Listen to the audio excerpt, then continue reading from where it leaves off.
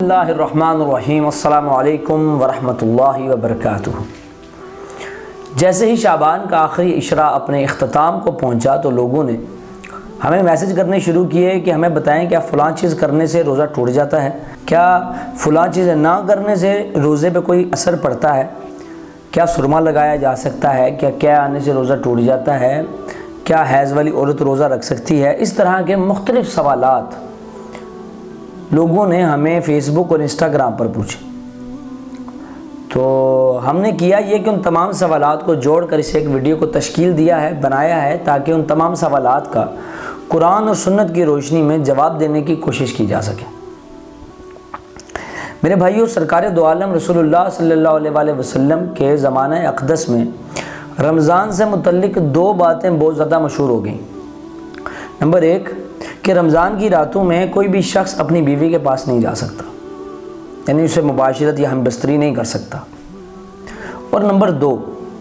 کوئی بھی شخص رات کو یعنی عشاء کے بعد کوئی چیز کھا پی نہیں سکتا، جبکہ اللہ سبحانہ و تعالیٰ کی طرف سے ایسی کوئی بھی پابندی نہیں لگائی گئی تھی۔ تو اللہ نے ان دو باتوں کو سورہ بقرہ کی آیت نمبر 187 یعنی کہ 187 میں کھول کر بیان کیا۔ اللہ سبحانہ و تعالیٰ نے فرمایا کہ حلال کر دیا گیا ہے تمہارے لیے رمضان کی راتوں میں اپنی عورتوں کے پاس جانا، یعنی کہ رمضان کی راتوں میں مباشرت کرنا اللہ نے تمہارے لیے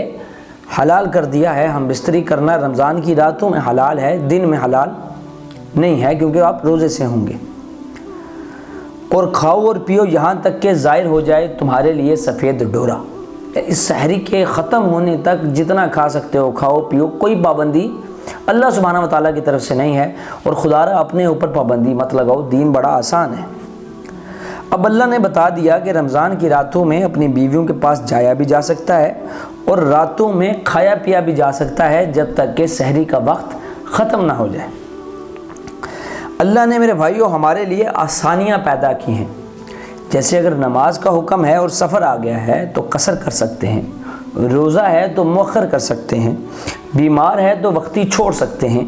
حیض والی عورت ہے تو مؤخر کیا جا سکتا ہے۔ یعنی کہ اللہ نے ہمارے لیے یہ تمام آسانیاں پیدا کی ہیں تاکہ ہم انہیں اویل کر سکیں، ان سے فائدہ اٹھا سکیں۔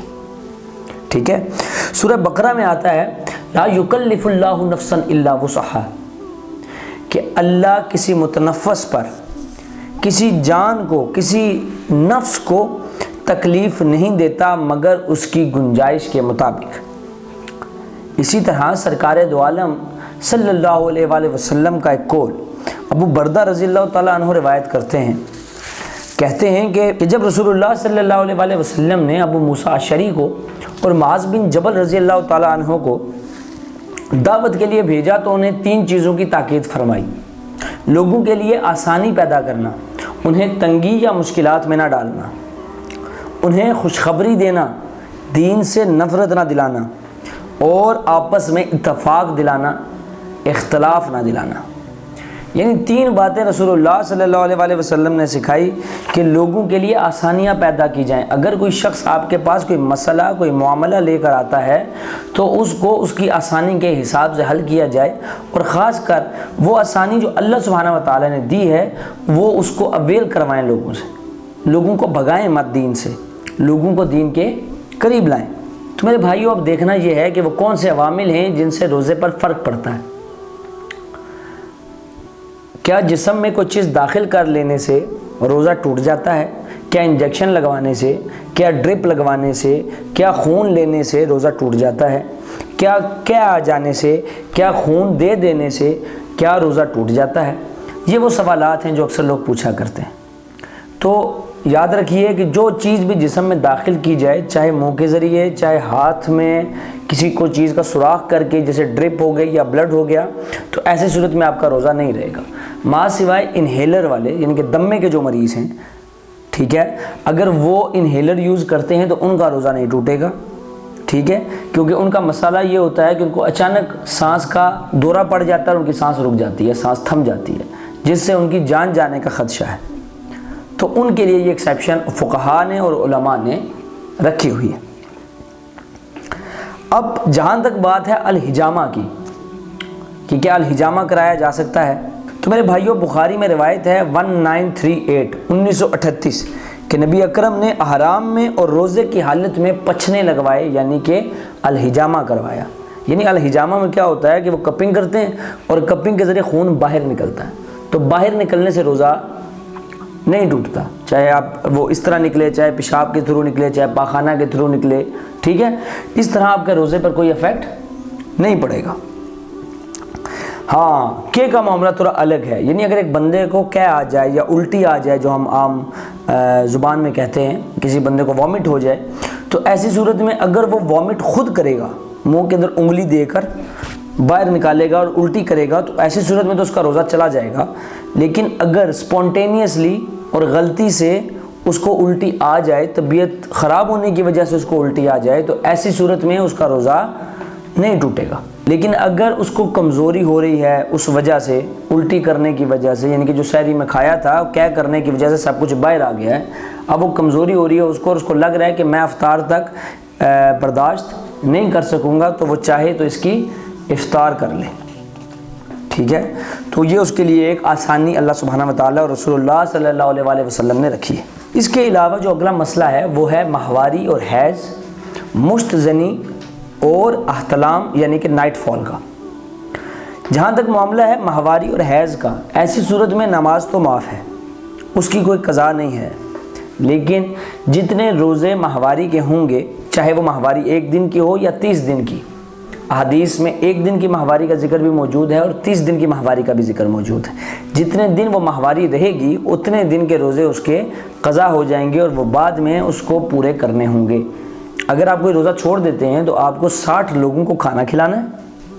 ٹھیک ہے، یا 2 مہینے کے روزے رکھنے۔ لیکن جو حیض والی عورت ہوگی اس کے لیے جتنے روزے 1 سے لے کر 30 تک، جتنے دن اس کی ماہواری رہی، جتنے روزے اس کے چھوٹے، اس کو محض اتنے ہی روزے رکھنے ہیں۔ تو اگر حیض والی عورتیں جو ہیں وہ اپنا روزے کو مؤخر کر سکتی۔ جہاں تک تعلق ہے مشت زنی کا اور احتلام یعنی کہ نائٹ فال کا،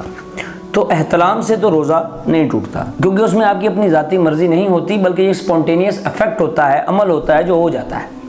ٹھیک ہے۔ جبکہ مشت زنی ایک حرام عمل ہے، ٹھیک ہے، اور اگر کوئی بندہ ایسا کرتا ہے روزے کی حالت میں تو اس کا روزہ ٹوٹ جاتا ہے اور اس کا کفارہ ویسا ہی ہوتا ہے جیسا کہ روزے کی حالت میں اپنی بیوی کے ساتھ مباشرت کرنے والے کا کفارہ ہے، ٹھیک ہو گیا جی۔ اس کے بعد جی سوال تھا کہ بھول کر کھا پی لینے سے کیا روزہ ٹوٹ جاتا ہے؟ اچھا ابھی بھی بڑا معاملہ ہے، اگر کوئی شخص بھول کے کھا پی جائے تو پورا دسترخوان تو چٹ نہیں کر جائے گا نا، تھوڑا سا چکھ لے گا، تھوڑا سا کھا لے گا، عادت سے مجبور ہوگا، چلتے چلتے پانی کا گلاس پی لے گا، اتنا ہی کرے گا نا کہ پورا جگ پینا شروع کر دے گا، تھوڑا سا پیے گا، ہے نا۔ تو اب وہ جتنا بھی کھا پی لے، رسول اکرم صلی اللہ علیہ وآلہ وسلم نے فرمایا کہ جب کوئی بھول گیا اور کچھ کھا پی لیا تو اسے چاہیے کہ اپنا روزہ پورا کرے، کیونکہ اس کو اللہ نے کھلایا اور پلایا ہے۔ لیکن اب اس کا یہ مطلب نہیں ہے کہ کوئی بندہ بیٹھا آپ کے ساتھ کھا رہا ہے اور آپ کو پتہ ہے کہ اس کا روزہ ہے اور آپ اسے بتا نہیں رہے کہ کھان دے اسے، ایسا نہیں ہونا چاہیے۔ اور جیسے ہی آپ نے دیکھا کہ وہ کچھ کھا رہا ہے، ٹھیک ہے، آپ اسے روکیں وہیں پر اور اسے بتائیں کہ بھائی تمہارا روزہ ہے، تاکہ وہ اپنے کھانے پینے کو ترک کر سکے اور اپنے روزے کو آسان طریقے سے مکمل کر سکے، ٹھیک ہے۔ اور ایسا بھی نہیں کرنا چاہیے کہ اگر آپ کچھ بھول کے کھا پی جائیں تو کوئی بندہ آپ سے کہے کہ بھائی آپ کا روزہ ہے، تو اب منہ میں وہ تو نکالیں ساتھ انگلی منہ میں ڈال کے اپنے آپ کو کیا بھی کرانے کی کوشش کر لیں، تو ایسی صورت میں پھر آپ کا روزہ واقعی میں چلا جائے گا۔ اسی طرح ایک مستدرک الحاکم کی روایت ہے کہ ابو ہریرہ رضی اللہ تعالیٰ عنہ سے مروی ہے کہ نبی اکرم صلی اللہ علیہ وآلہ وسلم نے فرمایا کہ جو بھول کر روزہ توڑ دے تو نہ اس پر قضا ہے اور نہ اس پر کفارہ ہے، یعنی اس کا روزہ ہو جائے گا۔ اسی طرح ہمارے ہاں ایک بات مشہور ہے کہ روزے کی حالت میں نہایا نہیں جا سکتا، روزے کی حالت میں نہایا نہیں جا سکتا جی، کیوں جی؟ بس جی نہیں جی نہیں نہایا جا سکتا، نہیں نہایا جا سکتا۔ خاص کر اعتکاف کی حالت میں تو ایسے ہی گندم مند مچایا ہوتا ہے کہ بتا نہیں سکتے، 7-10 دن لوگوں کو، ٹھیک ہے، نہانے نہیں دیتے کہ جس کپڑوں میں آئے تھے انہیں کپڑوں میں رہے، ٹھیک ہے۔ تو اس سلسلے میں موطا امام مالک کے اندر امام مالک نے ایک روایت لکھی 654، امام ابو داؤد نے اپنی ابو داؤد کے اندر 2365 اور امام حاکم نے المستدرک للحاکم کے اندر 1610 روایت لکھی۔ فرمایا کہ میں نے مقام ارج میں رسول اللہ کو اپنے سر پر پیاس یا گرمی کی وجہ سے پانی ڈالتے ہوئے دیکھا جبکہ وہ روزے سے تھے۔ یعنی اگر کوئی شخص اس کا روزہ اس کو تنگ کر رہا ہے، اس کو پیاس لگ رہی ہے، اس کو گرمی لگ رہی ہے، تو وہ نہا سکتا ہے اور اپنے روزے کو ٹھنڈا کر سکتا ہے۔ رسول اللہ صلی اللہ علیہ وسلم ایسا کیا کرتے تھے۔ اسی طرح کا ایک اثر عبداللہ ابن عمر رضی اللہ تعالیٰ عنہما سے بھی ملتا ہے۔ عبداللہ ابن عمر رضی اللہ تعالیٰ عنہ سے بھی ملتا ہے کہ وہ اپنا کپڑا تر کر کے اپنے جسم میں ڈال لیا کرتے تھے، حالانکہ وہ روزے سے ہوتے تھے۔ ہمارے یہاں پنجاب میں بھی ایسا ہی ہوتا ہے کہ لوگ کیا کرتے ہیں، رومال اور گمچھی جو کندھے پہ رکھی جاتی ہے اس کو گیلا کر کے یہاں پر رکھ لیتے ہیں، تاکہ وہ جب ہوا چلے تو اس کی جو پانی ہے اس کی ٹھنڈک مجھے محسوس ہو۔ تو آپ ایسا کر سکتے ہیں، اپنے کپڑوں کو تر کر کے رمضان میں پہن سکتے ہیں جب آپ کو بہت زیادہ گرمی لگے۔ پھر ایک اور سوال پوچھا گیا کہ کیا روزے کی حالت میں ناک میں پانی چڑھایا جا سکتا ہے؟ تو اس سلسلے میں یہ روایت ہے جی ترمذی کی 788 لقیت بن صبر رضی اللہ تعالیٰ عنہ کہتے ہیں کہ میں نے رسول اللہ سے عرض کی کہ اے اللہ کے رسول مجھے وضو کے بارے میں بتائیں، تو آپ نے فرمایا کہ کامل طریقے سے وضو کرو، انگلیوں کے درمیان خلال کرو اور ناک میں پانی ڈالنے میں مبالغہ کرو، اللہ یہ کہ تم روزے سے ہو، یعنی کہ جتنا اوپر ہو سکے ناک میں پانی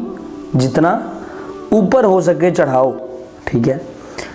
لیکن یہ تب کرو جب تم روزے سے نہ ہو۔ تو روزے میں صرف اتنا کرو کہ جتنا ناک میں پانی آ جائے، اور ویسے بھی پانی ناک کے ٹاپ پر چڑھاتے ہوئے دھیان اور احتیاط رکھنی چاہیے کہ کہیں وہ پانی دماغ والی سائڈ پہ نہ چلا جائے، یہ بھی بڑا معاملہ ہے، ٹھیک ہے جی۔ پھر اب چھوٹے چھوٹے سوال ہیں، جیسے کیا روزہ دار مسواک کر سکتا ہے؟ تو بالکل جی، مسواک کر سکتا ہے، ٹوتھ برش کر سکتا ہے، لیکن ٹوتھ برش کے اوپر پیسٹ نہ لگاؤ، کیونکہ جو پیسٹ ہوتا ہے اس کا اپنا ایک ٹیسٹ ہوتا ہے۔ جب آپ دانت برش کر کے کلی کرتے ہیں اور وہ منہ میں جو جھاگ وغیرہ ہوتی ہے اس کو باہر نکالتے ہیں اور پیسٹ کو باہر پھینکتے ہیں، تو دانتوں کے اوپر جو ہے تھوڑا تھوڑا پیسٹ رہ جاتا ہے اور وہ آہستہ آہستہ حلق سے نیچے اترتا رہتا ہے، ٹھیک ہے۔ تو خالی برش کر سکتے ہیں، ٹوتھ پیسٹ لگا کے برش نہیں کر سکتے، اور مسواک بھی کر سکتے ہیں۔ سیدنا عامر بن ربی فرماتے ہیں کہ میں نے بے شمار بار رسول اللہ کو روزے کی حالت میں مسواک کرتے ہوئے دیکھا ہے۔ یہ روایت ہے جی مسند احمد کی 3767 3767۔ اسی طرح اگلا سوال ہے، کہتے ہیں کہ کیا روزے دار کنگھی اور تیل لگا سکتا ہے؟ تو روزے دار کنگھی بھی کر سکتا ہے اور تیل بھی لگا سکتا ہے۔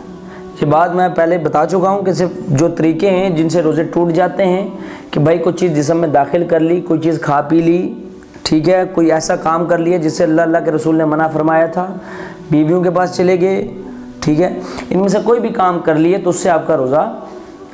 ٹوٹ جاتا ہے۔ جبکہ کنگھی کرنے میں یا تیل لگانے میں ایسا کوئی معاملہ نہیں ہے، ٹھیک ہے، کیونکہ اس سے نہ تو کوئی چیز جسم میں داخل ہو رہی ہے اور نہ کوئی چیز جسم سے نکل رہی ہے۔ باقی واللہ عالم۔ ایک اور معاملہ ہے جس کے اوپر اکثر سوال کیا جاتا ہے کہ کیا روزہ دار سرما لگا سکتا ہے؟ کیونکہ جب آپ سرما لگاتے ہیں تو کیا وہ آنکھ کے اندر جانے کا اس کا اندیشہ ہوتا ہے، تو کیا اس سے بھی روزہ ٹوٹ جاتا ہے؟ تو اس کے متعلق ابو داؤد میں ایک روایت ہے جس میں نبی اکرم نے روزے دار کو سرما لگانے سے پرہیز کرنے کا حکم دیا، جبکہ ترمذی کی روایت میں سرکار دو عالم اسی چیز کی اجازت دے رہے ہیں کہ آپ روزے کی حالت میں سرما لگا سکتے ہیں۔ اب میرے بھائیوں یہ دونوں ضعیف روایات ہیں۔ ابو داؤد کی 2377، اس کی سند میں نعمان بن معبد مجہول راوی ہیں، اس وجہ سے یہ روایت ضعیف ہے، اور ترمذی کی روایت میں جو کہ 726 نمبر ہے انٹرنیشنل نمبرنگ کے مطابق، اس میں ابو عاتقہ ضعیف راوی ہیں۔ تو اس کے متعلق ہمیں صحیح سند سے کچھ بھی نہیں ملتا، البتہ امام شافعی رحمۃ اللہ علیہ، عبداللہ ابن مبارک رحمۃ اللہ علیہ اور اسحاق بن راہویہ رحمۃ اللہ علیہ، ان کا یہ قول ہے کہ روزہ دار سرما لگا سکتا ہے، کیونکہ سرما جو ہے وہ آنکھ کے باہری حصے پر لگتا ہے، اندر نہیں لگتا، ٹھیک ہے۔ اور اس سے ہمیں یہ بات ہی پتہ لگتی ہے کہ آنکھ کے اندر ہم ڈراپس نہیں ڈال سکتے۔ اگر کسی بندے کو آنکھ کی تکلیف ہے تو وہ جب آنکھ کے اندر کوئی چیز ڈالے گا تو پھر وہی بات ہے، جسم میں کوئی چیز داخل کرنے والی بات ہے، تو اس سے اس کا روزہ جاتا رہے گا۔ پھر ہمارے ایک دوست نے سوال کیا تھا کہ کیا حلق میں کوئی مکھی یا مچھر چلا جائے تو کیا اس سے روزہ ٹوٹ جائے گا؟ تو میرے بھائیو جتنی بھی چیزیں میں نے آپ کو بتائیں ان میں یہی تھا کہ جو چیز قصدن یا عمدن یعنی جان بوجھ کر کی گئی، ٹھیک ہے، ان سے تو روزہ آپ کا چلا جائے گا، لیکن جس چیز پر آپ کا اختیار نہیں ہے اس سے آپ کا روزہ نہیں جائے گا۔ جیسے مشت زنی اور احتلام دونوں ایک ہی نیچر کی چیزیں ہیں، لیکن احتلام میں آپ نے اپنی مرضی سے کچھ نہیں کیا، لیکن اگر روزے میں احتلام ہو جائے تو آپ کا روزہ نہیں ٹوٹتا، لیکن اگر آپ جان بوجھ کر روزے کی حالت میں مشت زنی کرتے ہیں تو اس سے آپ کا روزہ ٹوٹ جاتا ہے۔ اسی طرح اگر آپ روزے کی حالت میں بلا اختیار آپ کے منہ میں مچھر، مکھی یا کوئی بھی حشرات الارض چلا جائے تو اس سے آپ کا روزہ نہیں ٹوٹتا۔ ہاں البتہ اگر آپ خود ہی منہ میں کوئی مکھی مچھر ڈال دیں تو کلیہ یہی ہے نا کہ اگر کوئی آپ چیز خود نہیں کرتے تو اس سے روزہ نہیں ٹوٹتا۔ اگلا ہے جی کہ کیا کلی کرتے ہوئے اگر پانی حلق سے نیچے اتر جائے تو کیا روزہ ٹوٹ جائے گا؟ تو میرے بھائیوں پھر وہی بات ہے، کلی کرتے ہوئے اگر آپ جان بوجھ کر پانی پی رہے ہیں، جان بوجھ کر پانی حلق سے نیچے اتاریں تو آپ کا روزہ ٹوٹ جائے گا، لیکن اگر آپ کلی کرتے ہوئے ہلکا سا کوئی قطرہ پانی کا غلطی سے نیچے اتر جاتا ہے تو اس سے آپ کا روزہ نہیں ٹوٹے گا۔